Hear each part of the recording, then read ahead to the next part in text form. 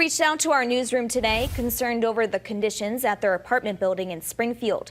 They claim that bricks had fallen off of the building, creating a potentially dangerous living space for tenants. Western Mass News reporter Olivia Hickey joins us live in studio with more. Olivia?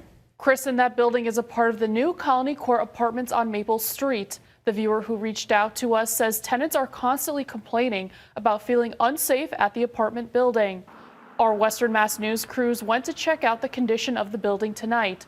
We saw an underlayer of brick exposed toward the top of the building near multiple windows. We also noticed yellow tape, a wood plank, and cones blocking an entryway. Lieutenant Ryan of the Springfield Fire Department confirmed to Western Mass News they responded to the scene last night to tape off the area. He says there is no structural damage to the building from the incident. Fire crews waited for code enforcement to arrive to the scene and left shortly after. Western Mass News has reached out to Springfield's code enforcement and the new Colony Court apartments for comment, but we have yet to hear back. Reporting live in studio for Western Mass News, I'm Olivia Hickey.